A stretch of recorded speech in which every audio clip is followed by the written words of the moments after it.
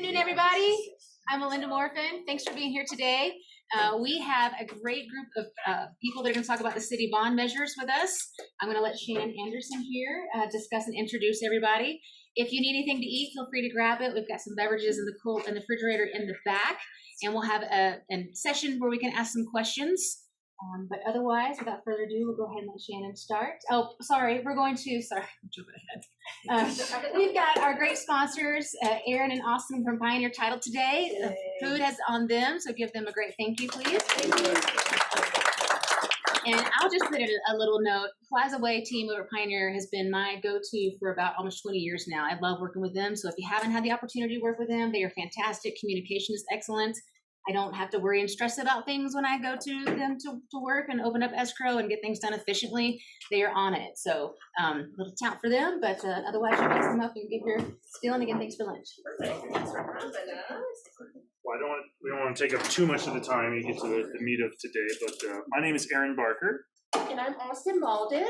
And we are at the Pioneer Plaza Way office, which if you don't, my joke with Pioneer is we have 4 offices in town, and they're all about 1.5 miles from each other, so it causes no end of confusion to everybody. So we are at the office it's on Woodlands Village Boulevard at the T intersection of Woodlands and Plaza. It's across from the Home Depot Garden Center for those that aren't as familiar.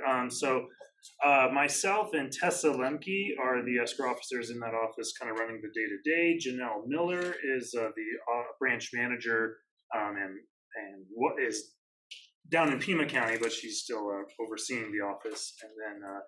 And then Karen Barron is another administrative assistant in that office. But so just thanks for the opportunity. I always like to have an excuse to get some food when it's for sponsoring events. And so one thing, just a brief word about how we like to approach things at the Plaza office is our goal is to always do everything that we can do as quickly as possible. The faster we can get our stuff done, everyone signed, whatever, the more flexibility there is for you and clients, whether buyer or seller.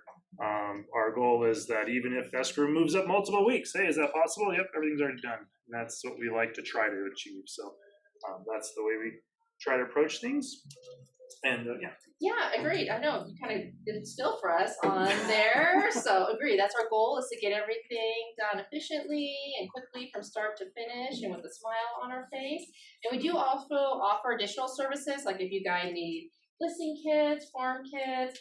I know open houses are kind of coming back on there. We can provide snacks, water bottles, all of that. And we can do it quickly, even on a Friday afternoon. If you're like, hey, I have an open house tomorrow, just give us a call or email us. We'll be glad to get that provided for you. So, yes, I know we can go for it, Paula. I just wanted to tout this Aaron and Austin as well. I've been using them also for at least 10 years, and I can say they're totally full service. I'm working with a simultaneous close this next couple of weeks, and they've been just absolutely right on it. But not only that, they also made all this food in the small kitchen. Right. We got the chicken. Absolutely true. 100% I right. have to say I appreciate you, and I certainly recommend you to anybody that wants great service.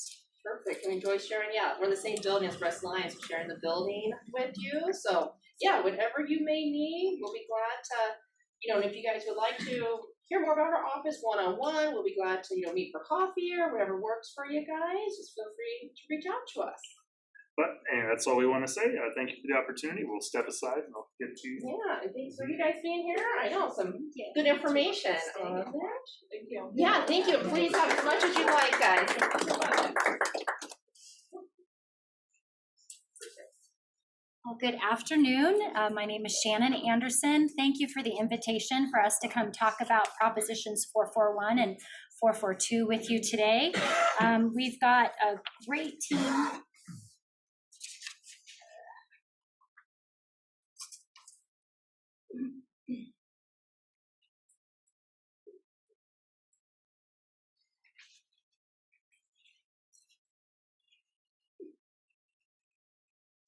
There we go.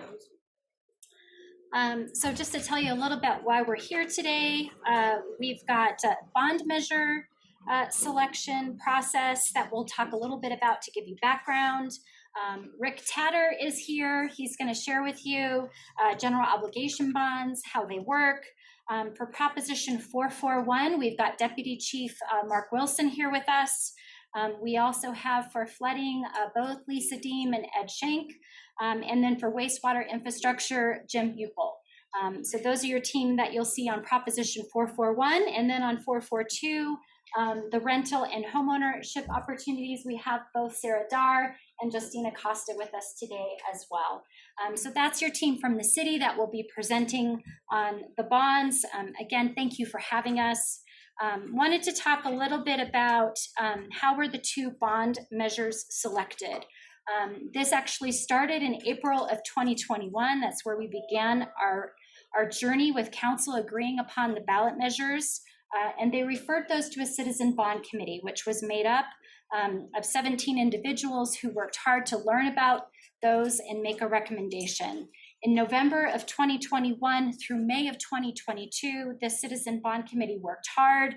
They had several meetings and crafted their recommendations that they brought back to council in June of 2022. Council reviewed their recommendations, created the two bond measures that we're going to talk to you about today.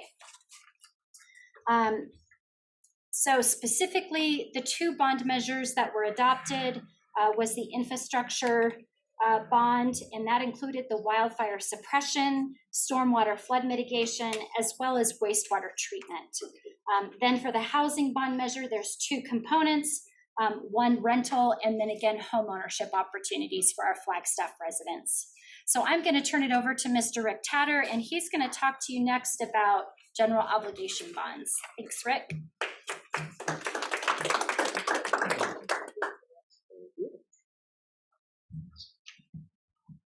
Good afternoon. I'm Rick Tatter. I'm the Management Services Director and City Treasurer for the City of Flagstaff. So I'm going to talk about the financial side of what we're asking voters to consider at the November election. The propositions 441 and 442 are requests for voters to consider a general obligation bond to finance infrastructure and projects within the City of Flagstaff. So a general obligation bond is a method of debt financing the city has in its toolbox to fund infrastructure and projects and things that the city's citizens and community needs. But in order for the city to issue these types of debt financing, there's two requirements. First, council has to agree to put something on the ballot measure for consideration. We could not just do a general obligation bond without these steps. The second is the voters have that choice. You're the ones who will go to the ballot and decide if you want to invest your into your community for these projects and assess property taxes. So the way to pay it back is those secondary property taxes, which are on your tax bill from the county on an annual basis. That's how we pay back the infrastructure costs and debt financing that we have brought forward. A secondary property tax is one that owners pay, commercial, residential, and so forth, on their property tax bill. There's several other things on your bill, but we're mainly talking about the city's general obligation bond. And we can only levy this secondary property tax if there's capacity with a general obligation bond and we have debt outstanding. Without that, we would not assess a secondary property tax. And we can only assess up to the amount of our debt service payments on an annual basis. We can't assess more and put money aside and use it for future bonds. We have to do it just year by year and assess those rates for the city of Flagstaff. On your property tax bill, you'll also see secondary property taxes for things like fire districts and special districts in general on your property tax bill. We want to show you a few examples of things that have passed. These are the last 5 ballot measures that our citizens of Flagstaff did approve and pass for our community.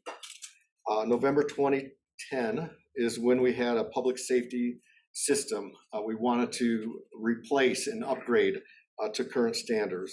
That was approved, as well as street and utility improvements in our community for that election.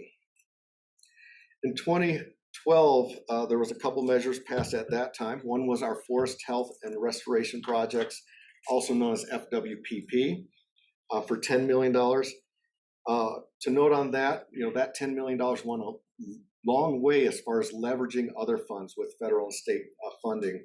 Additional $38 million was brought in from federal and state to help thin forest and protect our watersheds. Our core maintenance facility was approved for $14 million. However, we did also apply other city resources and funds to build that property.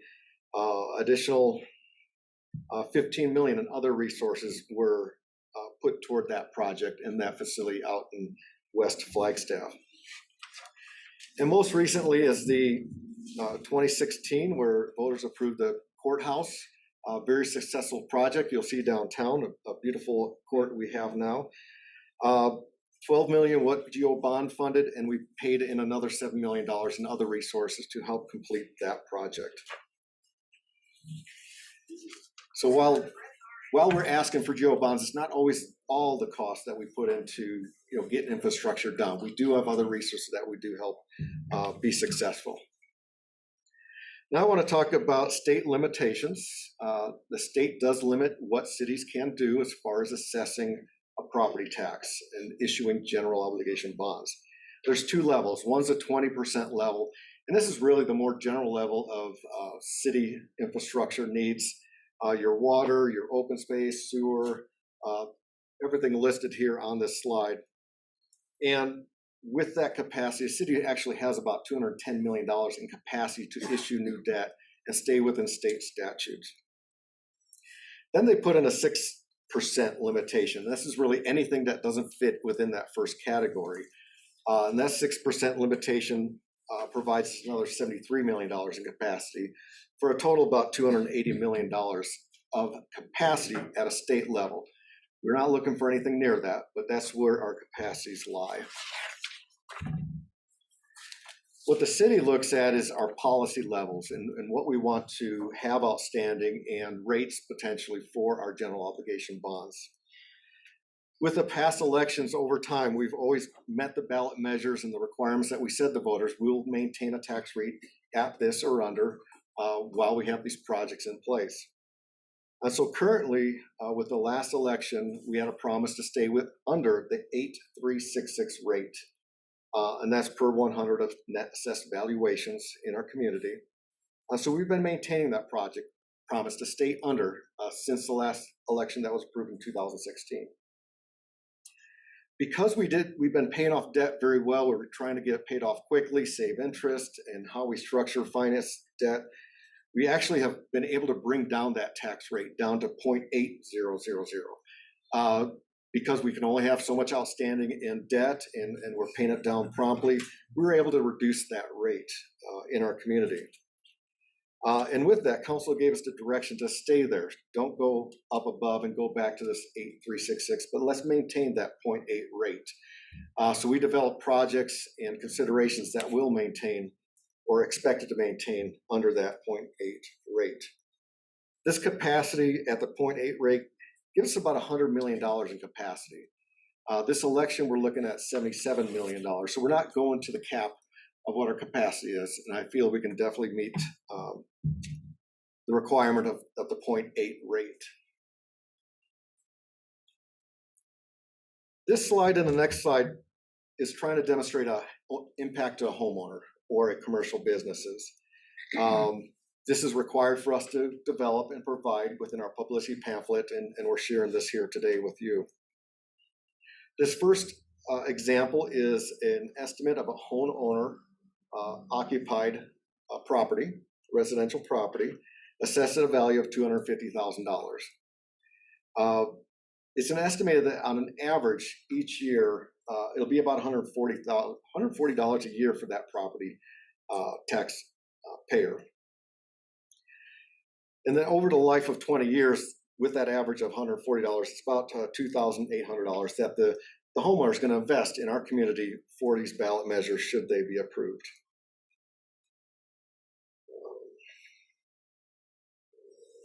Make sure I get all my points. And then on the table below, I'm not going to go through all the numbers for you, but it just kind of breaks down, the ballot measures. Really, it's a percentage of what the total ballot measures that we're asking the voters to consider, and how it breaks out to those averages per year to those ballot measures. It's just a projection to help you understand how these ballot measures are going to impact property taxes for residential customers.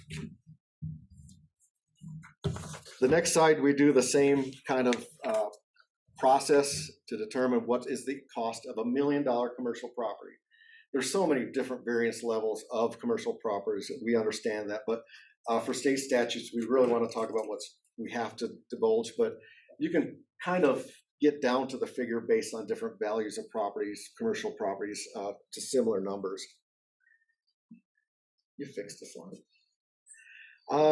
In this example, it's $1 million commercial property valued with an annual estimated impact about $900,000 a year. Over the 20-year life, it's about a $17,900, almost $18,000 total cost taxpayer in a commercial property would be paying over the life of the bonds for the investments. And this example down below does the same breakout of the propositions and how they would impact your property tax bill. Basically doing the percentage and showing you those impacts on this slide. And my last slide is to talk about our intention to maintain the rate. Really, when we go out to ballot measures and we talk about this in publicity pamphlets and conversations, we really want to assure that we can maintain a rate that we put out there into the community. So we are expecting the rate to be at or below the 0.8000 rate during the life of these bonds, during the 20-year process of paying these bonds bets. The reason we can do this over time, we've got a lot of debt outstanding that are going to be paid off over the next several years.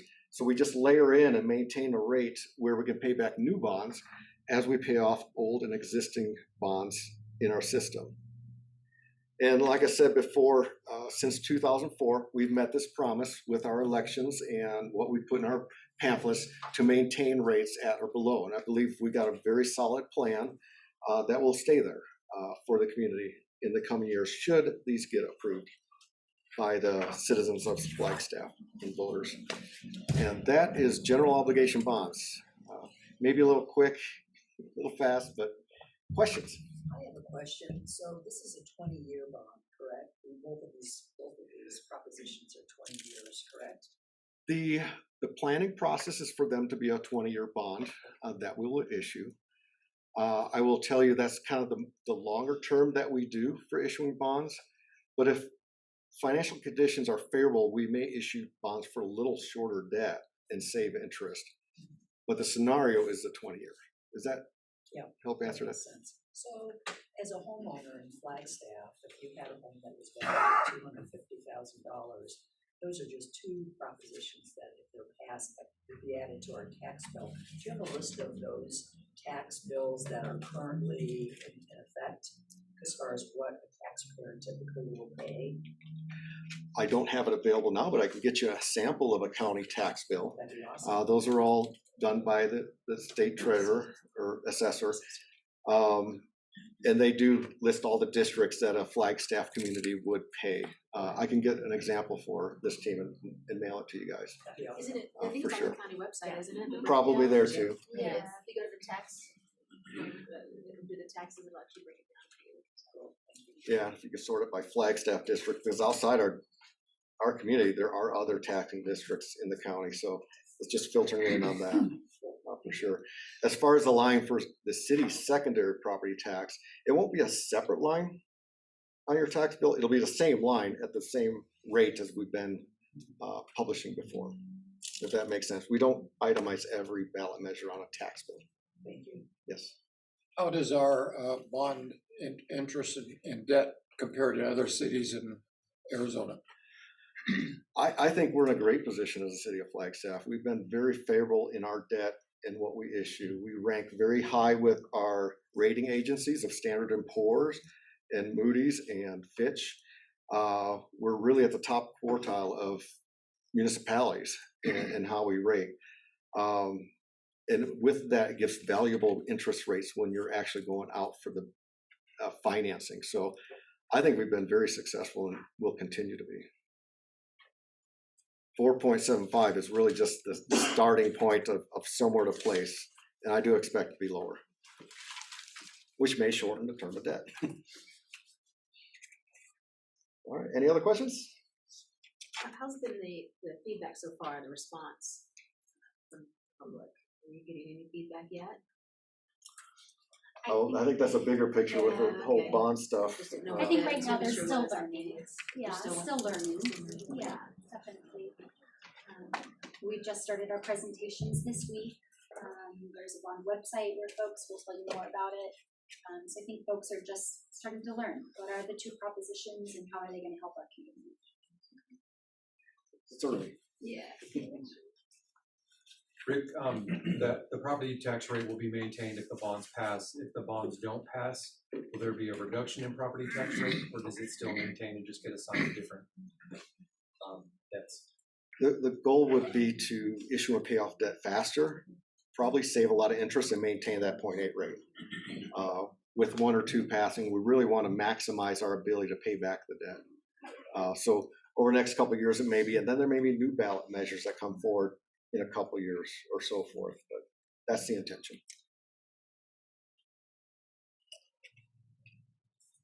All right, I am going to pass it off then to our Proposition 441 team. I believe, Mark, you're first.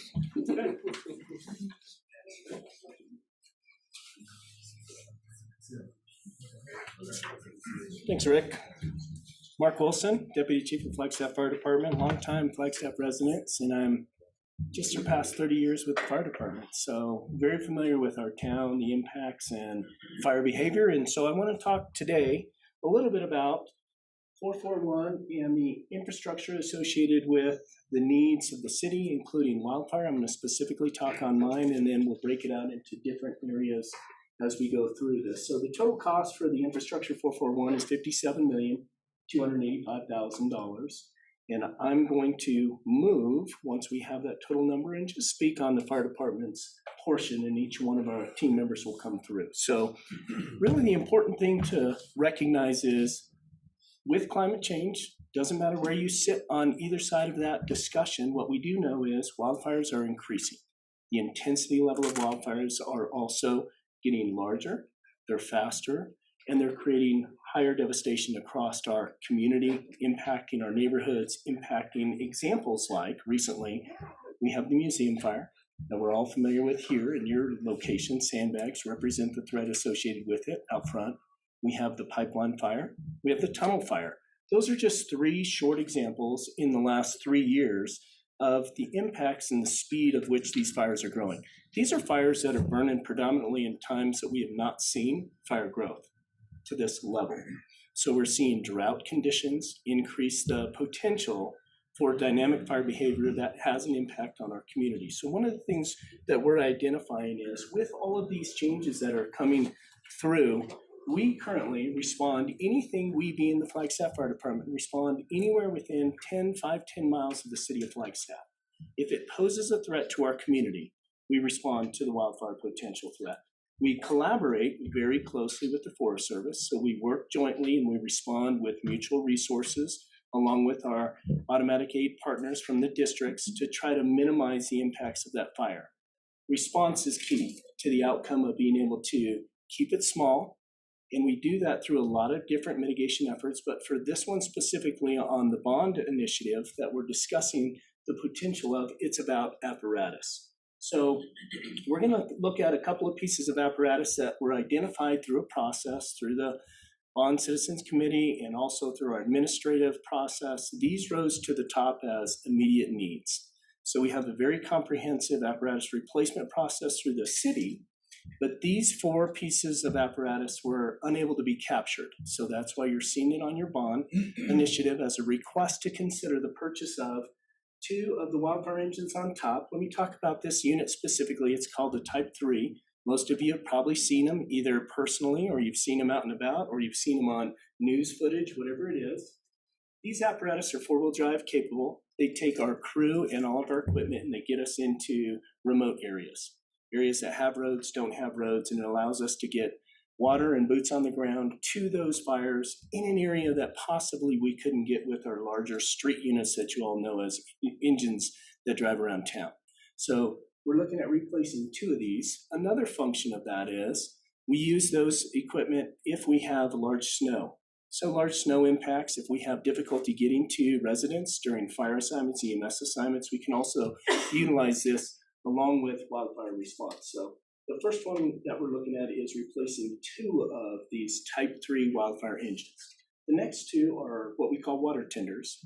And so as you all know, there's not hydrants out in the woods. So we still need water associated with our job, not to the level that we have here in the community, but it's important that we have that to be able to secure our hand line and again, minimize the growth. So these bring 3,000 gallons of water to remote locations and they drop them off and then they shuttle water back and forth so that we constantly have water available to our crews while they're out doing wildfire incidents. Another use of this is anytime we go into areas that don't have hydrants. And you all know, whether you live around the community and the county, we have areas within the city that don't have hydrants that we respond to. We're contracted to respond for fire and EMS, and so that allows us to bring it to those as well as interstates. So we have a lot of fires that happen on the interstates. This allows us to bring water to those locations. Again, most of those, the threat is not only life safety on the interstate, but also if that fire spreads out into the forest and then it becomes a wildfire. Those are all part of that discussion.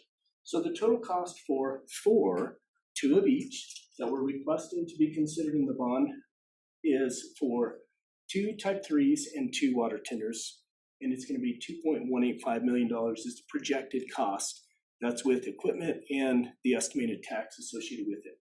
So I think the big thing on our side that we're requesting all of you to consider and looking for feedback on is Prop 441 allows us in the fire department to really maintain an effective and safe response to try to minimize fire growth, fire behavior specific to wildfire, and allow us to have safer equipment.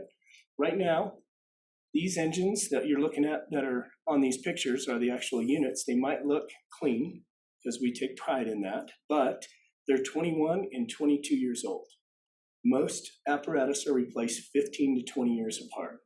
So these have exceeded their life expectancy, and our downtime on these units are 35%, specifically for these. And these are our critical ones that bring our team to it. This brings the water, but this brings our team. So we're looking at 35% of the year. These are out of service right now. We have 3 of them because of the age and the ongoing maintenance requirements. So this would allow us to be able to ensure that we have proper equipment, safe equipment, and try to minimize the impacts of wildfire to all of you and keep our firefighters safe in the process. That's all I have. Are there any questions from any of you? Is 3 enough? So it's 2 and 2, right? 2 of the Type 3 and 2 of the water tenders based off of our normal replacement process with the city.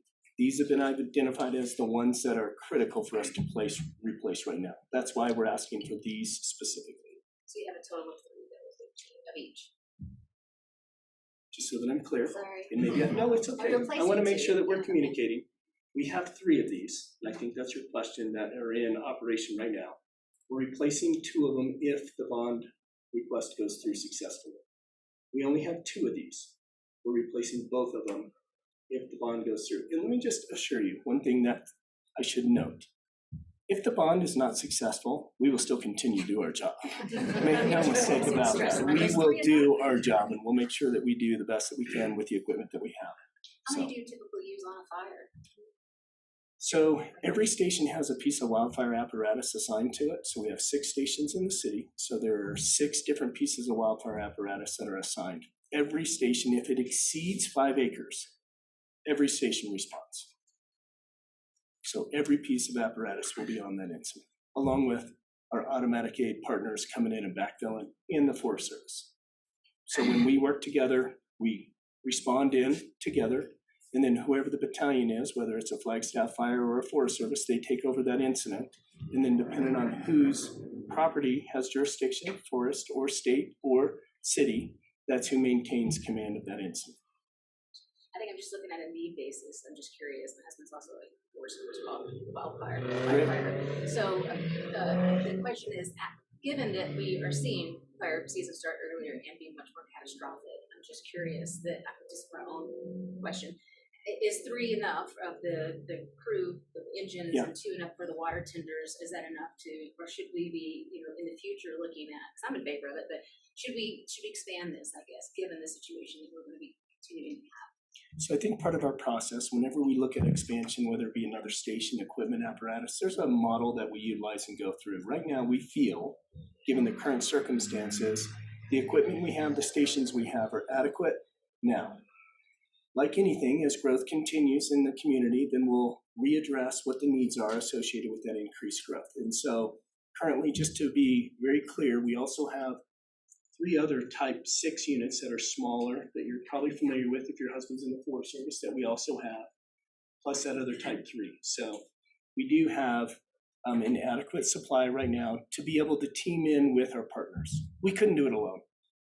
Forest Service can't do it alone. We're all dependent upon each other, but because we work collaboratively, we're successful, given if we can get there quickly and safely. Yes, sir. 2 questions. You mentioned that you have 3 of the engines. How old is that one? And the second is, I guess when you buy a new one like that, they take the old ones as trade-in? Yeah, it's a great question. Sure, but Okay, so let me answer the first question. The third one that is there was built in 2015. 2001? 15. So it's 7.5 years old currently for the other one. That's why it's not up here as a request to replace. These are sister units. We call sister units when we buy units together. They're of the same age. So these 2 were purchased at the same time, as were these 2. And so what we do with these pieces of apparatus is the first thing we do, not to bore you with details, is we take it to our apparatus fleet committee and decide if they can be repurposed within the city. That's part of our process, is to make sure there's not another need that they could functionally help with something in another division. And then if not, then we put them on the market for sale. But we don't want to continue to hold on to them because that's just ongoing maintenance as much as you want to. It's just like any other decision. Does that answer your question? Mm-hmm. Great. Any other questions before I turn it over? Great, thank you.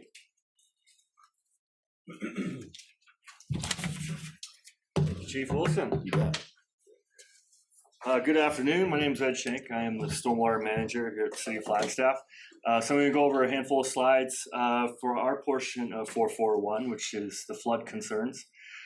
So just this is probably overview. You probably know most of this. We had that 2019 museum fire, roughly 2,000 acres, just right up here on Dry Lake Hills. And then this year we had both the tunnel and the pipeline fire. So from the city perspective, the pipeline is our newest concern on top of the museum. These fires, as they burn, they tend to cook the soil if you have moderate or severe burn severity in some of these areas. So when that happens, you burn off the organic layer, and what's left there, the mineral layer, the inorganics, tends to get rather hot. It binds together. It kind of acts like a glass. So hydrophobic soil is what we call it, or the scientists call it. And when that happens, the water runs off much more quickly. It tends to repel it, and it takes over a decade for that soil to recover, for the vegetation to come back, to start breaking up that glass-type substance, and to start producing more organic substance to soak in the rain as it comes through. So until that happens, until the watershed recovers, which, as I mentioned, takes over a decade, we have a risk for more severe flooding. So obviously here in the museum fire area in Spruce Wash, we're sitting in right now, we had 4 floods last year. We're very lucky this year. We had really almost all the rain skip Spruce Wash. It kind of went around. The folks that are on the Donny Park and Timberline, Fernwood side were not as lucky on the Pipeline East and Tunnel side. They've obviously been hit a little harder. So what we're coming to you today with, in terms of 441 from the stormwater section, is a $26 million ask for improving infrastructure here within the Spruce Wash watershed, so the museum fire watershed. And this would be reducing the flood risk for the Grandview, Sunnyside neighborhoods in particular, and then that also allows us to free up resources to put it towards other city projects in other parts of the community. Kind of already discussed some of this. We have the flood impacts from last year, so 4 large floods within Grandview and Sunnyside neighborhoods. Probably the reason why you have sandbags out there right now, and obviously it looks kind of like a war zone if you just go a little bit east of here. So we're really hoping to alleviate some of that short-term mitigation. Obviously that depresses property values, but it also is quite a ask on the city and on the county flood control district. Quite a bit of resources that we have to put into it for short-term mitigation. So we definitely want to get out of that business as fast as possible. So we want to see the sandbags go and the barrier go just as much, maybe not just as much, but quite a bit, almost as much as the people who actually have those in front of their houses. So what will we fund with $26 million? We actually have a series of projects that are in the planning stages through a master plan for the Spruce Channel Wash. It'd be essentially upsizing some of the culverts, like up here on Cedar Avenue, Linda Vista, changing some of the channel configurations. Some areas it's going to be a underground box culvert, so a concrete channel or concrete box, and other areas it'll still be open channel, like you see near Dorothy here, where we have more of a shotcrete or a concrete open channel concept. And as we improve those, that will reduce a lot of the flood risk within the community, because we'll be able to keep the water within the channel and move it down to that Killip School Regional Detention Basin and eventually meter it down to the Rio de Flag. I think I mentioned most of this already, kind of running through it quickly. One bullet point at the bottom. So this proposition does provide about $26 million of roughly $80 million of need. The rest of that cost will come through stormwater rates and also grants. We have several grants out there with FEMA and with other federal partners. So Army Corps being one of them, and also working through that infrastructure bill. So trying to get some money out of that as well. So there are other avenues that we will be bringing money into the project, but this bond will provide a good core seed, if you will, a kernel, to help provide that leverage to get the projects moving faster. And with that, I will move it on to Jim. Oh, sorry, questions. Sorry, I'm like trying to get out. So with this project, say the project goes off without a hitch and you guys get all your infrastructure and everything up, right, the channeling, how long does it take to establish new flood zones? Like, is FEMA going to come in and look at your guys' project and then determine that these areas are no longer considered to be in a flood zone, or how does that process work? Man, I wish FEMA would do that for us. That really does sit on us as the local FEMA administrators. So we go through the CLOMAR-LOMAR process, a conditional letter of map revision, and then a letter of map revision for those floodplain areas. So that will be on the city to provide. We won't do that until we actually have a lot of the projects completed or underway. The other thing we're really waiting for is to understand the watershed process better. So we'd hate to remap it too conservatively or too liberally based on what's going on upstream. So we're really kind of waiting a little bit. We have some scientists working at Arizona Geological Survey, NEU, University of Arizona, all have scientists that are working on exactly what the trajectory is on the watershed process. So we're working that. The County Flood Control District has their projects up in the forest. We're looking at those, and then we'll look at these projects as well. But yes, the eventual ask or need that we will have to provide to FEMA will be a floodplain revision. Concurrently, at the same time that we're doing that, we're also working on a community rating system, so CRS. So that's where we get discounts for the community through showing that we provide a higher standard of protection than what FEMA provides at a minimum level. So by doing that, right now we're about 25% discount for the city of Flagstaff. We're really trying to maintain that or get it better to get up to 30%. They're in 5% increments. So we're working on that concurrently with the capital projects. We have our capital side, we have our FEMA and development side, and then we have inspections and permitting outside of that. I hope that answers the question, sort of. Yeah, no, that's good. Good information. No, thanks.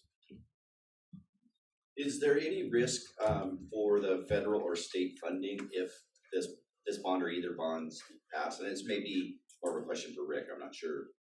I mean, I probably can answer it, but yeah, no, there's no risk on that. In fact, if anything, if it passes, it will be helpful because it can show that we have leverage for those grants. Most of the federal grants for flooding have a 75-25% match, or 25, can't talk, match. So 75% federal, 25% local match. Some are 90-10. Those are actually more problematic to get because we have to show more paperwork of why we're getting a 90% benefit and only providing 10%. But they would love to see that seed kernel of 26 million there. If the bond does not pass, we still have our stormwater rates. So that still shows that we have the capacity to deliver projects and to provide that match. So either way, we have the match to provide to the federal side. Great question. Have you contact Nationwide rather than letting scientists reinvent the wheel, like other cities with forests, to get like ideas? What do they do over there? For post-fire flooding? Like for projects like that, like rather than working and reinvent for month and month and for years. So a lot of this, a lot of the engineers we have working on this side. So that's on the capital side. The engineers do the capital side. The scientists do the research on the watershed side. So on the capital side, most of our engineers are regional in nature. So we have folks that are working in Arizona, New Mexico, and California that are also working here. Sometimes that's problematic because we have to bring them back from some project in New Mexico or California to get them on these projects. From the science side, so we are using the Geological Survey, the Arizona one, so that they've been doing a lot of work down in Globe, also down in the Tucson area.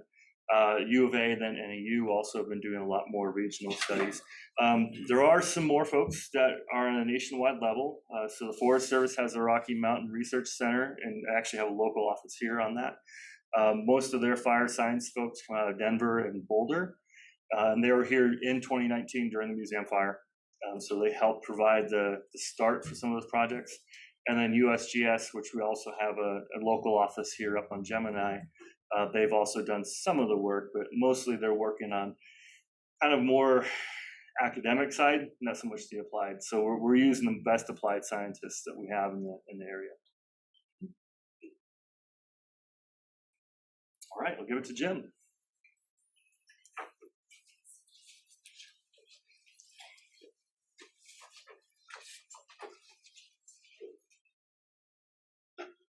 Good afternoon.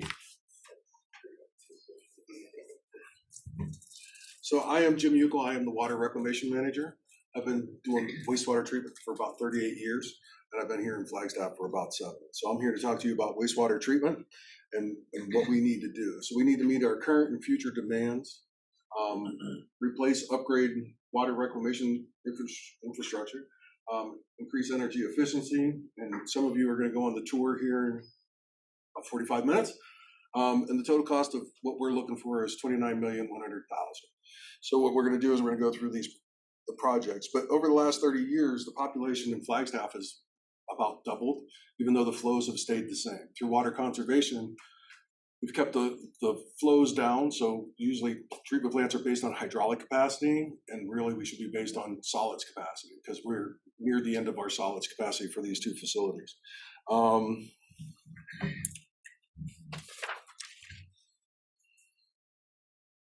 So we have 2 treatment plants in town, Wildcat Hill, which was originally built in 1971, upgraded in 83, and then upgraded again in 2009.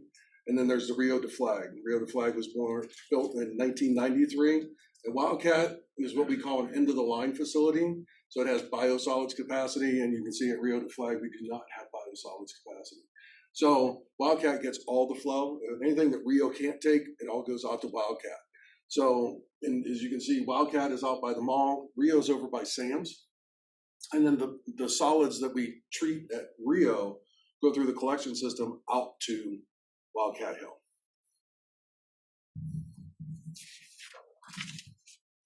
So the first project is all about the biosolids. So right currently, the biosolids are at 88%. We have 2 digesters out there. You can think about a digester like your stomach, right? So what it does is it processes the solids and turns them into methane, carbon, and water. So basically that's what they're doing. You can see there's different zones in it. The two existing digesters haven't been upgraded since 1983. So they're about 50 years old. And again, like the chief was talking about, 20 years for them, 50 years for us is about the end of the line for those. So what we're proposing to do is build a new digester out at Wildcat to help keep up with the solids. We're also talking about building other ones over at Rio, but that's a completely different thing. Doesn't go along with things. So this will help us prepare for future uses for biosolids. The digesters are one of the most critical things in the treatment plant and one of the most complex. So it's really a good project for us to get done. And it came out through our 2019 master plan. So as part of the master plan, we looked at both facilities, both liquid and hydraulic and organic loading. And out of it came that we needed a new digester, plus we need some other stuff. There's a lot of the equipment that is there. Some of the equipment is from 1971. So I was born in 1965. It's almost younger than me, but it's wearing out. So some of the other projects that we want to do are part of that too. So the next project is a primary effluent pump station. And this is kind of an outline of what that's going to be. So the current pump station that was out there was designed to pump to what was called pack towers before. And then it would pump up to another pump station, which pump it up to the other pieces of equipment. So in 2009, whenever they replaced those other old treatment processes and put in a new one, they never changed the pump station. So it's very inefficient. You're supposed to have 3 pumps plus 1 as a spare in case one of them breaks down during monsoon rains, because all the collection pipes run through the washes. We get some inflow from that. And so all 4 pumps run. If one of those fail, we don't really have any other options. This pump station has 6 different pumps. It has 2 smaller pumps for lower flows and 4 bigger pumps for higher flows. And it's also being designed so that in the future, if we build another treatment plant out at Wildcat, that treatment plant would be able to run off of this pump station, so it's not lost infrastructure. It provides energy efficiency because the pumps are designed to pump to that level. It's called head. And so depending on where you're pumping to, it becomes more efficient. And again, by using the different types of pumps, it's really going to help with that. And that equipment, again, was installed in 71 or 83, but either way, they're old. So the next project that we have, and all these projects so far have been out at Wildcat, but the next 2 that I talk about after this one will be over at Rio. So this is an energy efficiency project because what we're going to do is we're going to take the methane that we produce from the anaerobic digesters, we're going to clean that gas, we're going to put it back into what's called a cogen. Cogen means that we're going to get both heat and power out of that, so we can heat the buildings. We also get electricity from it because we're one of the biggest electricity users in the city. The other one is the water department. Both of us are high energy users. So if we can use this, then it also works as backup power for us. So we take that methane gas, run it through the engine after it's all cleaned. It produces electricity for us, plus the heat for the buildings, plus the digesters have to be at 98 degrees. So if we can keep that heat back into the digesters, again, it saves us money. It also provides redundancy and backup energy, backup electricity for in case there's a power failure. So Wildcat currently has 2 backup generators. So if we lose power, because again, we never shut down. We run 24 hours a day, 365 days a year. There's staff there every day.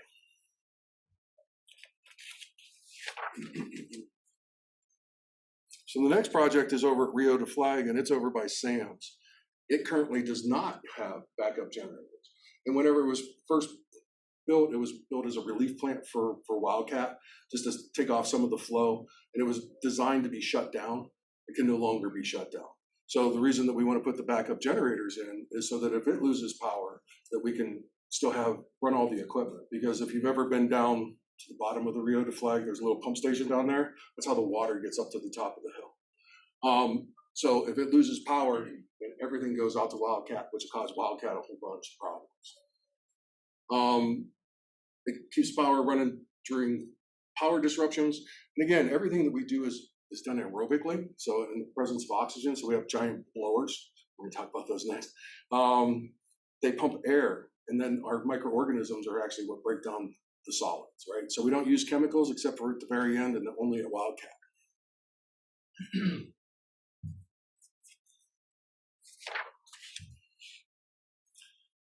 So the next project is over at the Rio de Flag also. And what we want to do is put in some smaller turbo blowers. Whenever we installed some blowers a few years ago, they were sized a little bit too large. So we want to bring in some smaller ones because it'll help us save energy. Turbo blowers are much more efficient than some of the other blowers. So as part of this project, we want to put in 2 smaller turbo blowers.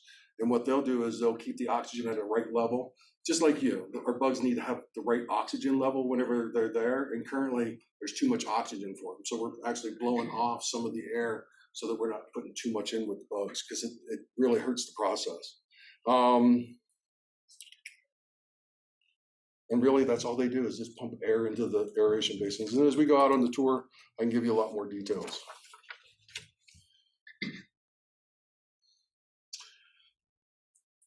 So what we're trying to do is increase solids capacity to meet our current needs. We still need to increase our hydraulic capacity, but that'll come later. It's not part of this bond project. It also helps us maintain water quality. One of our proudest things is we maintain very good water quality all the time. And it's one of those things that we're really proud of. It also improves our efficiency, both energy efficiency, operations efficiency, mechanical efficiency. Because again, as you start working on old equipment, like the chief was saying, you know, they're spending 35% of their budget on maintenance for those pieces of equipment. We're doing the same thing. And some of it has become obsolete, so we can't even get parts for them anymore. So that's another challenge that we deal with.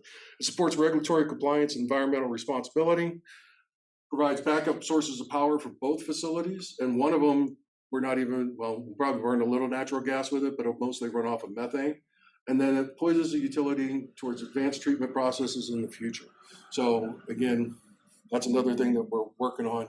And again, just like Ed, we're gonna go after grants and bonds, or not bonds, but grants, other forms of financial, so that way we can pay for whatever we can through those, and then use the money for the projects that we have. Done. Any questions? And for those of you who are going on the tour, we can definitely get into more details, and I can show you some of the old equipment that we're going to be replacing. With the new equipment and the new growth that's going to be happening in Flagstaff, is that designed for the growth, the future growth? Yes. So, and again, it's not part of this project. We're doing digester projects on both sides of town, and both of them are already in planning. So instead of sending the solids through the collection system over to Wildcat, we're just going to treat them at Rio, which will take some of the organic loading off of Wildcat. Because again, if you're taking the solids, and Rio currently is running around 2 million gallons per day. So we take those solids out and send those right back into the system out to Wildcat. So by taking those out of the system, it will actually help the hydraulic and the organic capacity out at Wildcat. It's like something that we've needed for quite some time. We just kind of kick the can down the road for a while. Yeah. Yeah. And we'll get there. I don't think people understand how important it is to make sure that we can transport and take care of our sewage. Yes. And then most of the reclaimed water comes out of Rio. So Wildcat only puts in a small portion of it. A lot of it goes out to Continental Country Club. So what would be, the worst case scenario if these systems broke down? If we didn't pass this, you didn't get the funding, what are we looking at? What's the risk? We have a really good staff right now. My mechanical team is just phenomenal. They can fix stuff on the fly. And the biggest issue that we have right now is getting parts and pieces. I think you and I were talking about that at the beginning. So right now, for the generator project for Rio, you're looking at somewhere between 75 and 90 weeks before you'll see your generators. Yeah, a year and a half, 2 years. It's just crazy the amount of time so that's why we want to get these projects started now so that we can start ordering equipment. So that way, whenever it's time, we can just slip it in and we'll be good to go. Yes, ma'am. What did Flagstaff do before Wildcat or before the Rio facilities were built? So there was a treatment plant where the dog pound is at the end of 4th Street. So there used to be a treatment plant there, but I also know that they used to call it Sewer Canyon behind where the Rio is. Yeah. And I don't know what happened there because that was long before my time, but, and they got rid of the treatment plant that's down by the dog pound, and that's whenever they built Wildcat. So they built Wildcat in 71, and then in 93 they decided, hey, we're gonna put another treatment plant over by Sam's, and that's how long that one's been there. And they're two different processes, completely different. On So how you they're don't use the one by the pound anymore? No, that one's buried. All the concrete has been buried under dirt. But I think the Out concrete's of still sight, out of mind. out of sight, out of mind. It's normally what they do. All right, we'll turn it over to the housing team.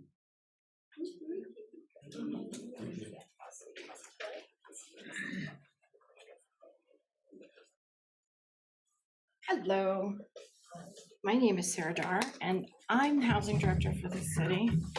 Jim is thirsty. What nobody told you is you're actually our first presentation doing this all together. So thank you for being our guinea pigs. And I do have my phone and I'm trying to time us without the questions, so forgive me for having my phone up here. Everything you've heard so far, except for Mr. Tatter at the beginning talking about how general obligation bonds work, is within Proposition 441. So now we're going to shift to the second proposition on the ballot, and that is 442.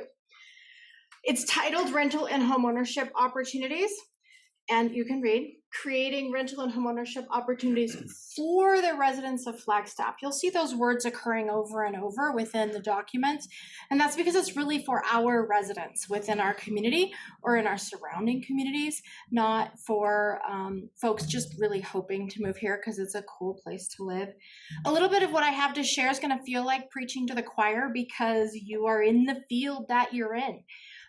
So thank you for your patience. When we go through background information, we share with everybody. We talk about community need, definition of affordable housing. All of you are very familiar. Is spending no more than 30% of your gross annual income on housing and housing related expensive. But what I find a number of people in the community are really surprised by is that 47% of all households in the city of Flagstaff qualify as low income. And that's based off of HUD numbers and census numbers. And if we go up to moderate income, 65% of all of our households are either low or moderate income within our community. And I find a lot of people find that shocking. We talk about being housing cost burdened, which is spending more than 30% of your gross income on housing and housing expenses. 45% of all households in the city of Flagstaff are housing cost burden. We have a breakdown for rental and ownership. Homeowners are 27% of homeowners and 57% of our renters. I'm not telling you anything you don't already know from working in this field. We have an increase in median sales price going up by 166% in the last 10 years. Median income going up 36.5% in the last 10 years. And then fair market rent, 66%. Fair market rent is based on 2-year-old data. HUD publishes it 2 years later. So we know that that number's low, but it is a consistent measure within our community. And we know that right now, a 2-bedroom apartment for $1,474 would be a steal in our market. So talking about community need, again, preaching to the choir, is that having a variety of rental and ownership opportunities makes our community more vibrant, gives us greater stability, and impacts our health and our education and our neighborhoods, all of those fabulous things. So 442 is requesting voters approve $20 million to go towards creating rental and homeownership opportunities for members of our community. I'm going to go, there are 4 areas within 442, and I'm going to go through them one by one. I'm not going to read you the slides, I promise. But I'm going to read you the title, Redeveloping City-Owned Housing to Create Additional Affordable Rental Units. We own and operate 265 units of rental housing here in Flagstaff under the HUD's public housing program. HUD has an opportunity for us to redo what we're doing and redevelop those housing units. If anybody's familiar with Seiler and Brandon homes, their density is very low. They were built between the 40s and the early 70s, and they're cute little neighborhoods, but given the land that we already own, and the low density on those sites, we could redevelop and very easily increase that density. And some of you are mathing in your heads and going, 5 million is really not enough to do that. And you're right. But this would be a local leverage to leverage with both federal and private financing in order to allow us to redevelop those sites, prioritizing our community needs. So we're estimating it will result in a minimum of 530. That's just if we doubled what we have right now.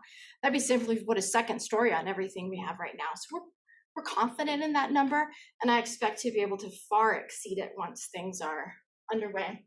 Repurpose existing available buildings into rental units.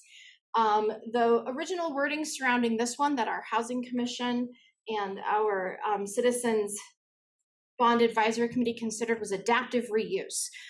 But when we're talking to general public, not a lot of folks know what adaptive reuse is.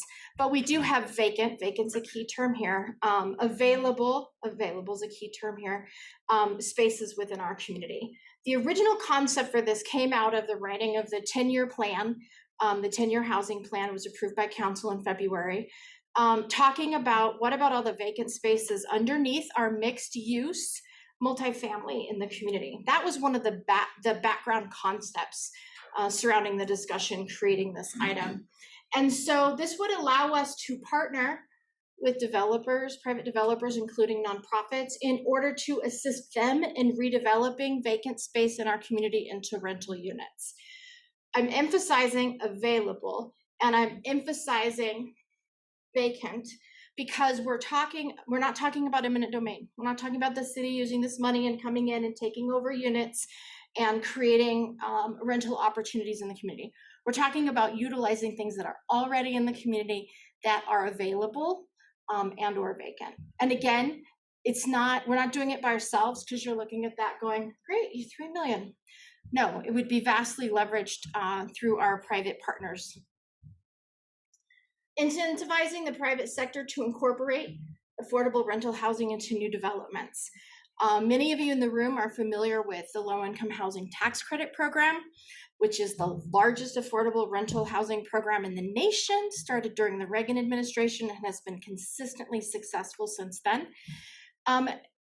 The state often asks for a local contribution towards those projects coming into our community to make those applications more competitive. We don't always have money to put towards that. And so this would most likely be structured as a loan program where that money would be provided, those units would come in, and then over time that money would be paid back.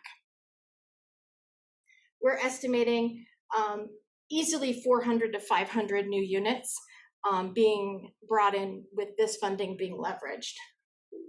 And then shifting from rental to homeownership is expanding our current homebuyer assistance program. So you're probably familiar with two different homebuyer assistance programs. One serves only low income households at 80% AMI and below. And we all know homeownership in this community is really hard for those households. We have another program that has limited funding, and it's not always annual funding, which serves households up to 125% of area median income. And this is not a great part, that sounds subjective. This is a significant part of our population that is affording rent in our community. They don't qualify for low income assistance, but they don't have that down payment to get into a homeownership situation. Local money means local rules. And so with funding like this, we can say we're not only serving low income, but we can go up and above that mark that most federal and state programs have to assist folks to get into homeownership. We've been doing this since 1997, I believe, in partnership with Housing Solutions of Northern Arizona. And right now the funding that we have has been general funding. I can sense chatter waiting to hear what I'm going to say. That money is not always allocated by council, mainly because of budgetary constraints surrounding numerous demands on our general fund dollars. And so this would give us funding to continue recycling. What we do now is when one of those loans is paid off, it comes back in and it goes back out to another household. And so we estimate 305 households the first time the money is spent. As it comes back in and goes back out, that community benefit will multiply in years to come.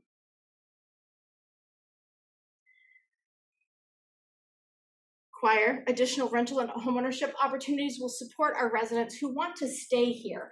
We did a housing study as part of the housing plan and found that an astounding 57% of residents in Flagstaff were either certain to, all the way through the continuum to considering leaving our community because of housing expenses.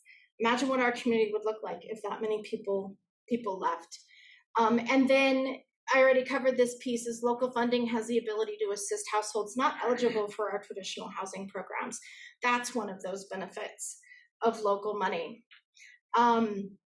Expenditures of funds will rest with City Council. However, the Housing Commission is tasked with providing oversight and recommendations to City Council. And we will also, if the bond funds are approved, publish an annual report to keep the public informed. So one of the biggest things is the transparency piece. Where's the money going? I wanted to take a moment while I'm talking specifically to this group to thank you for the participation of your members in efforts to put something like this on the ballot. We've had some of your members on the Housing Commission. Some of your members have sat on the Housing Authority Board. We also have, you had members on the Citizens Bond Advisory Committee. And we really appreciate the expertise that comes with the folks participating in these efforts. And with that, I get to ask for questions for the last time, and not only for me, but for anyone else you wished you would have asked them something while they were up here. You know how the funding for the home ownership programs is going to affect Housing Solutions? Because it's all going to be run through them still, right? I don't know. And let me tell you why. Is because as a public entity, we must do a procurement process to identify those partners. Okay. Are they possible? Absolutely. They're the ones we have historically, with the exception of 1 year. I've worked for the city for 22 years. Out of those 22, 1 year it was someone else. Housing Solutions has consistently done it. It is possible that they would be the successful respondent to any solicitation we were to issue, but we don't know for sure. Are you guys planning on like designing the program the same way that it works now, just have more funding for more people, where it's like a match, right? I mean, Housing Solution matches down payment up to $15,000. Is that gonna? So that's actually a different program. They have several programs, and the match is a separate piece, sometimes under WISH funding or under our employer assisted housing program. The general fund, it's called CHAP, Community Home Buyer Assistance Program, is not a match. It's a down payment and closing cost loan that goes out and comes back in. And so right now it serves households up to 125%. AMI, you must purchase a home within city limits. Those things would be the same. As far as, well, eligibility could change. That's one of the benefits of having the Housing Commission and being able to evaluate changing market conditions over time. Perhaps that need's going to extend up in the future, and we're going to be serving households. It would be need-based. We don't, if a household has 20% down coming into a situation, they're not eligible for the program. It has to be need-based. We're not just buying down mortgages. It's really to help those who have that barrier to get into homeownership achieve it. So likely, yes, over time, we would have some local flexibility with that. Yes, my question doesn't have anything to do with Proposition 442, but okay. Since you're working for the city, what about the homeless people? What's going on there? Can you tell us anything about that? I could spend an hour talking to you about that situation. I can tell you that the Housing Commission recommended bond funding in 3 areas, and one was emergency, another rental, and the other homeownership. And through the bond advisory committee process and council consideration, it came down to what you see as the rental and homeownership opportunities. Well, what about homeless? one of the solutions to homelessness is housing, and having more available rental units that are affordable to a population, specifically our homeless population, can really move the needle in that area. And I know some people say, well, really, could they afford it? There are people at our shelters every single day that are working full-time in our community. One of them temped for our staff over with a summer maintenance crew, and he's been living at the shelter trying to save up enough to put a deposit down on an apartment. And he comes in every single day and he works full time, and it's just there's those barriers in there. So providing those housing opportunities to allow a greater breadth of people to access rental opportunities will also help move the needle on homelessness. Other really hard questions? Vacant and available, I got those, that sounds great. Where specifically are we talking, unless I missed that and I apologize, but where are these vacant and available units? What are we looking at transitioning from? That's exactly what I was gonna piggyback off. Can you describe any projects that are being chatted about No. in repurposing? I can tell you where the concept came from, and that was repurposing that available vacant space under the mixed-use multifamily projects. Like That was the Standard, brainchild Fremont, and of, places like yes. that? And we're finally seeing some of those utilized. Some folks moved into Standard, and I'm seeing construction on that first floor of Fremont. I don't know what's going in, but I see them working on the first floor. So that was where the concept came from. We have also in the past discussed, there was, I'm not going to go specific, but there was an available vacant, somewhat warehouse building that Housing Solutions was looking at and didn't necessarily know where they were going to access funding to turn that into housing. Because of the different programs available that they can compete for. And I'm only using them as one example. There would be many others. It's not Housing Solutions money. What's that? Okay. We won't hold you to it. Thank you for that. But anybody coming in, any entity, either for-profit or nonprofit, seeking to adapt vacant space into rental units would be eligible. Again, with criteria designed more specifically by the Housing Commission. Would your department or committee be involved in potentially the repurposing of the hospital? Is that also discussion you guys are having? See, I said any other really hard questions, and he felt that he had to just take it right there. We have been in discussions with Northern Arizona Healthcare. They are interested in incorporating housing. Right now, they're working through some other necessary pieces to be in place to have a meaningful discussion that could include amenities surrounding the healthcare campus. So we're right now like standing in the wings, ready to jump in when they have more of the groundwork laid. Thank you. You're welcome. I have a question, because you had said you're really trying to help out the local community, not just somebody that's, oh, it's a cool place to live.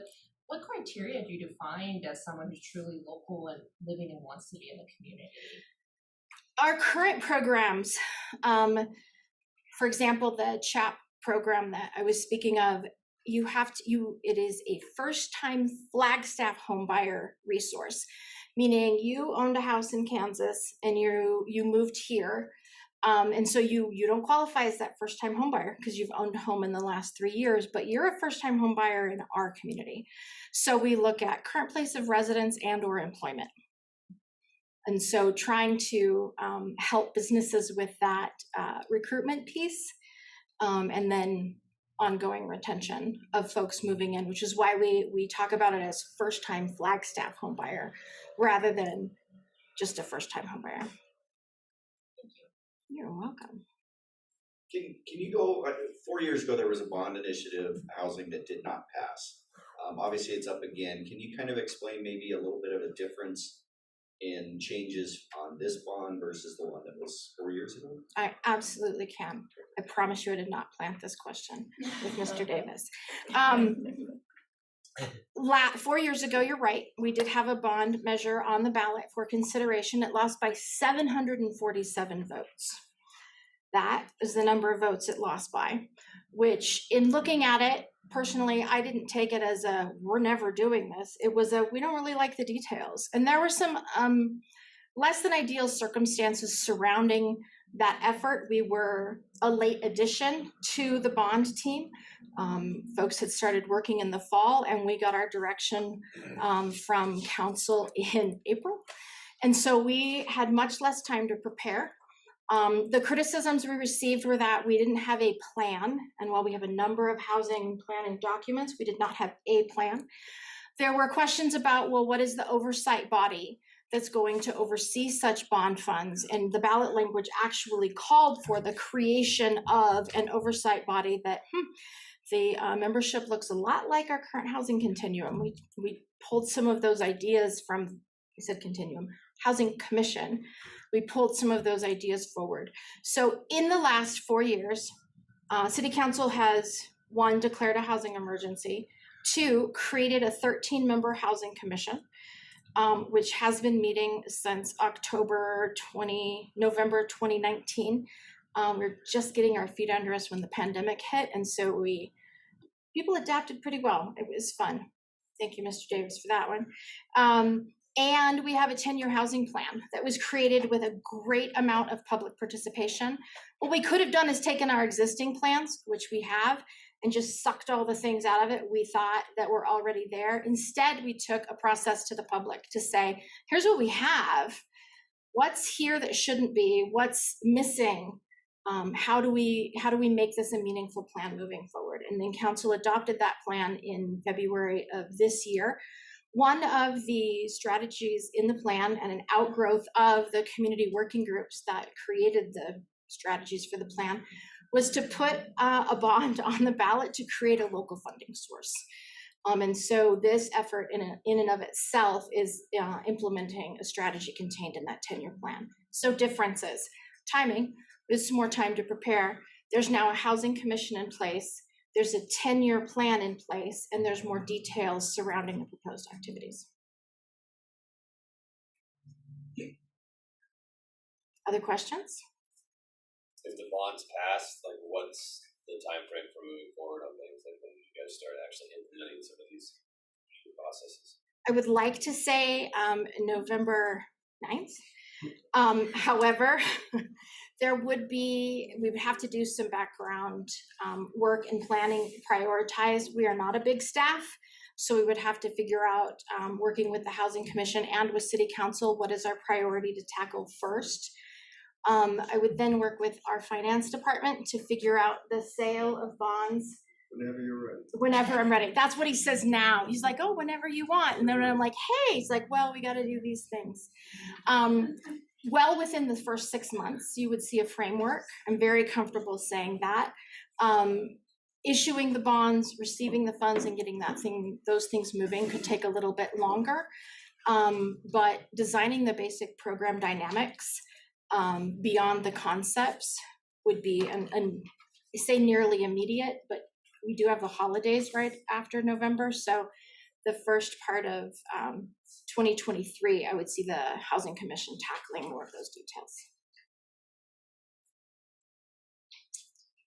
I don't want to beat my concern to death, but what we're talking about is bringing some of the homeless up to where they can afford something. But let's take it for, there's a lot of homeless that will never, whether they're single, have mental problems, whatever. I was a couple of years ago, went to San Francisco to see the homeless there on the sidewalks, and just what happened. It was really bad. And I know we're not to that situation, but what can the city do to make sure we never get that bad?